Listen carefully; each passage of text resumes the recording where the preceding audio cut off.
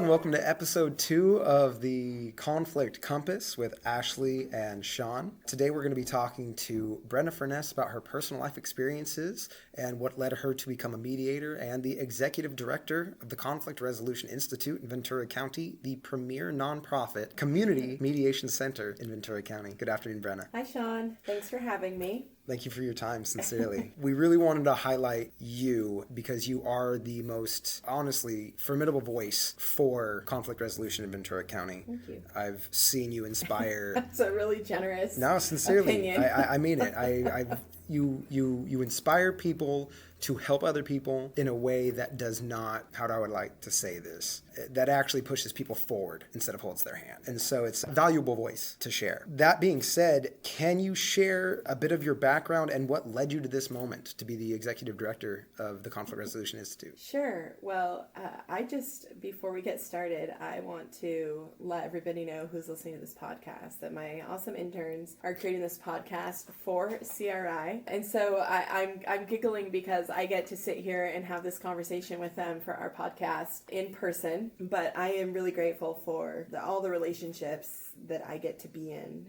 with CRI and with the job that I do. So I'm just grateful to be here. What was your first question?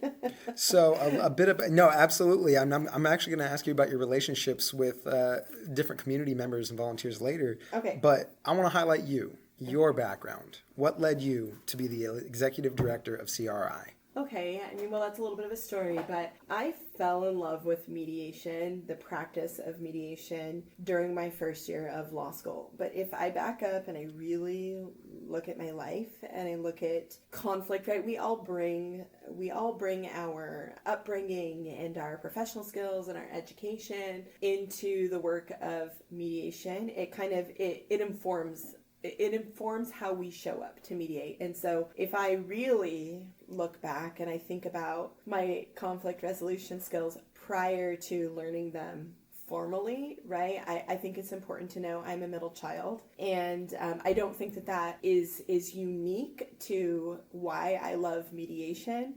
But I certainly think it's funny, and I love identifying with other middle children who are mediators as well, right? Because the idea is that, like, the middle children are the mediators, and that's not always the case. I can really look back and see all the ways in my life that I was, involved in conflict, sometimes as the instigator, sometimes as the mediator. And so I think it's important to go all the way back, right? Because like I said, the way that I was raised informed the way I showed up to mediate. But prior to having those formal skills, it informed me the way I showed up. I didn't get that right. It informed the way I showed up to conflict, if you will.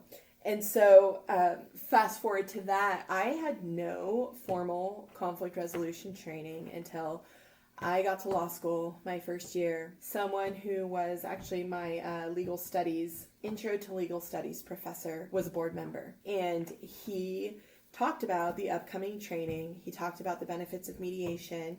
He said, hey, CRI is going to have this training. You can take it as your internship. They're going to teach you how to be a mediator. And as he talked about it, I was just really drawn in to the practice of mediation. Like, hang on, this collaborative way to solve problems. It's pretty impressive that my whole life, even having, gone through college, got my undergrad, I was never exposed to formal conflict resolution skills at all. So I was pretty blown away, and I was like, I'm taking that training. And I took the training, I got certified, and I ended up going into the small claims court mediation program, fulfilled my hours, but also stayed. And I did that for about 10 years before I was offered the role as executive director. Prior to that, I had been involved as a supervisor in their small claims court program, and then I had also been a board member. And so when the role of executive director opened up, I was brought in as an interim, and then when my interim finished, I was officially offered the job, of which I accepted. So that's kind of what led me to the position where I am now, just sort of timeline-wise. But I think that there are a lot of other things that led me to this position, and just my love for the community. I love working with the public. I love working with students. I love lifting people up. I believe that a high tide raises all ships, and I love fostering a space where that can be possible. And I think mediation is that practice. Conflict resolution is that practice, right? It's a high tide.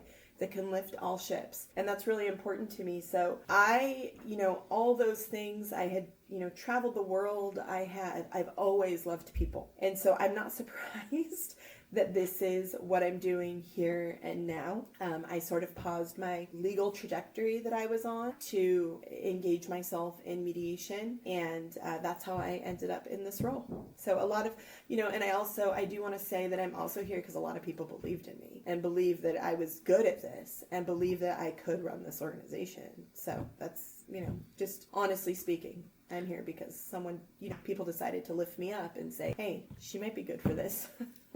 Well, that's a big part of how life moves organically. You had touched on something at the beginning of your response in that you foster relationships with people. So you don't just train them and send them off into the world. Can you elaborate a little bit more on what that kind of looks like? What fostering relationships, building a roster of volunteers looks like? Sure. So first of all, those things come natural to me. So I am an extrovert. I am a people person. I am sort of just a natural communicator. I am sort of fearless as I engage in society in a lot of ways. And so I do want to preface it with saying my people skills just really come natural to me. So I feel really blessed in that sense that I don't have to work super hard at being around new people or introducing people to a practice of mediation that I actually really, really love. But I also want to say that where CRI is now is because of all the people that were in this position before me and all the volunteers who lifted up this organization for 3 decades. So like I said in my last episode that we are about to turn 35 and we are here where we're at because of the people that came before me. So I get to capitalize on all the amazing work that those people did, and I get to sort of carry the torch forward. And so I want to give credit where credit is due because that's certainly important to me, going all the way back to the founder of this organization. It was really important to me to hear from him. And I did that actually during my interim, I had a chance to speak with Peter Robinson, one of the founding members of this organization, and just had this incredibly fruitful conversation where I thought it was going to go one way, but it actually went another way. I called him because I wanted to say, hey, like what was your original vision? How can we get back to that? I sort of wanted to compare notes as to where we are now, where he thought this organization would go in 1990. But when I called him, he was like, where do you want it to go?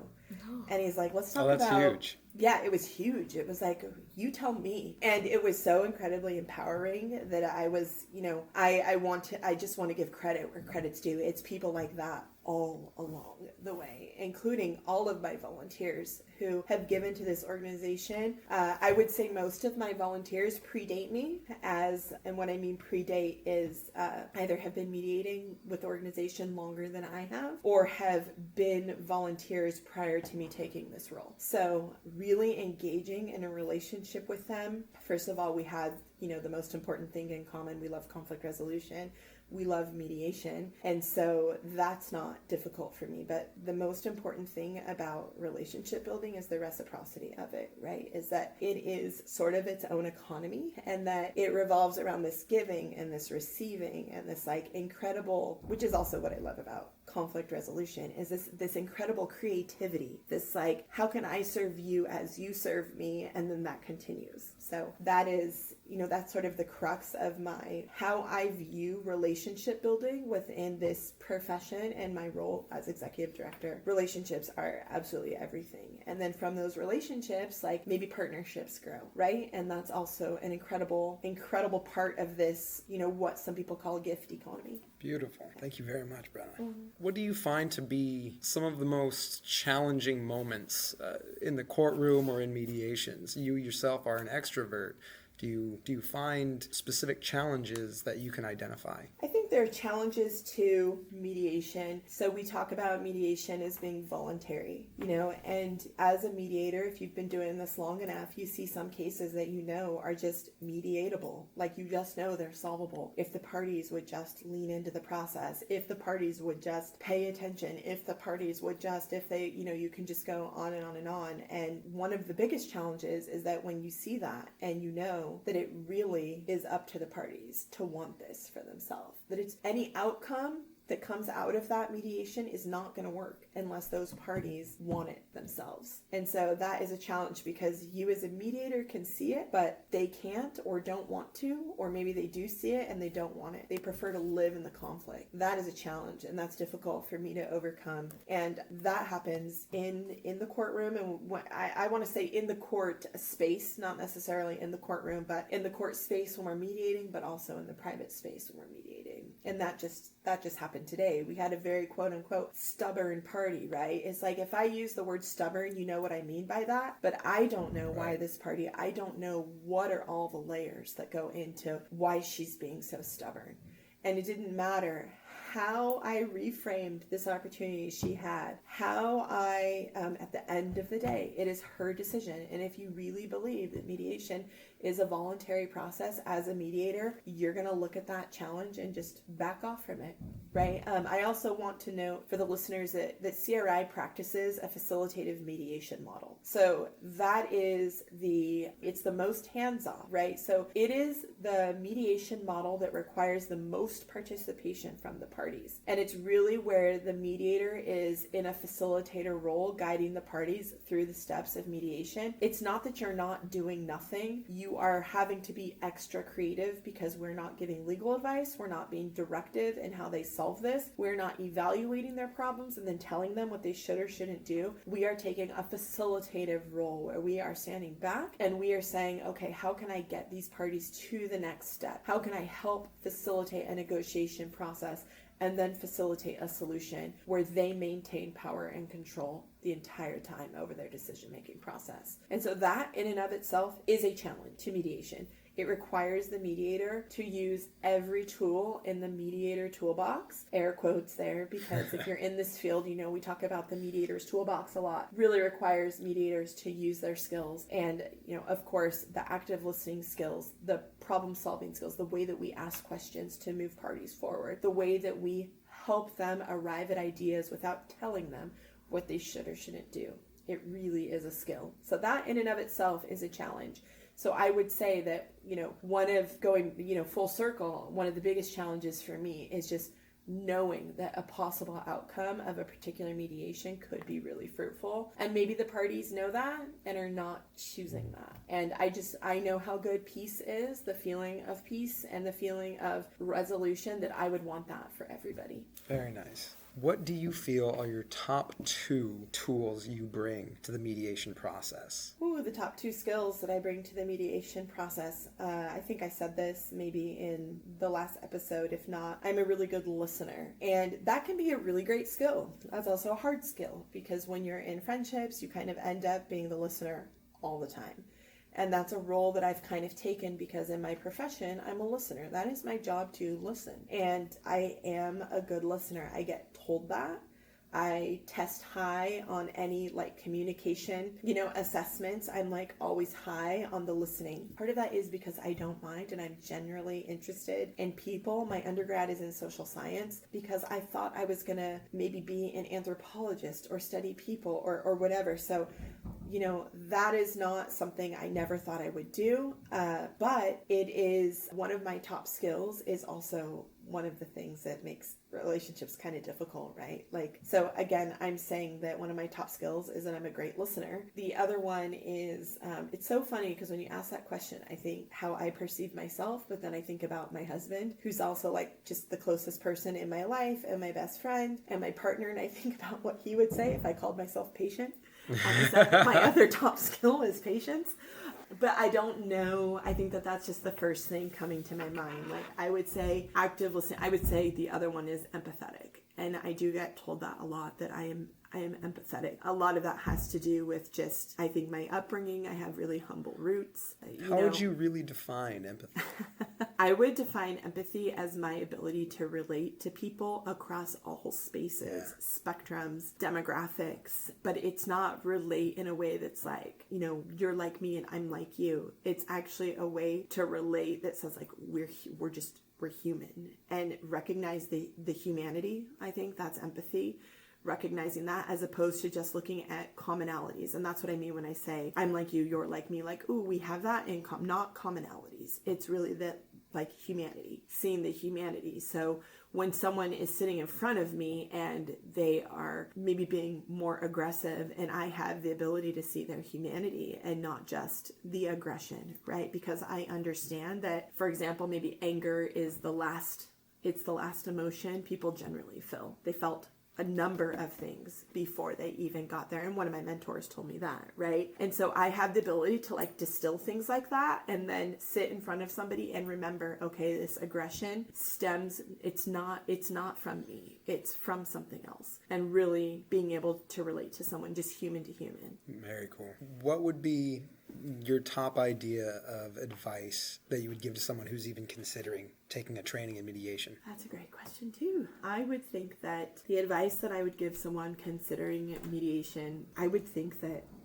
that would just roll off of my that would just roll off of my tongue, because part of my job is to do intake on the phone, and so people call me up asking about mediation all the time, asking a lot of questions about our training. And the thing is that I never want to be a salesperson, so I'm really, really careful about trying to sell something, and that's because I really, really believe that learning the skills is a gift. And so I find myself really asking that person, well, what's important to you, and where do you see yourself? And so it's very difficult for me to just give advice to just someone who's looking towards mediation. I can generally say, hey, please take a mediation training because it's going to help your communication skills. It's going to help you in your relationships. But ultimately, I think given the investment, if you're going to take our training, or actually most trainings cost money, right? Like given the investment in money, time, and energy, I would tell somebody that it's not a bad thing. If I'm just generally speaking, like you can't go wrong taking a mediation training.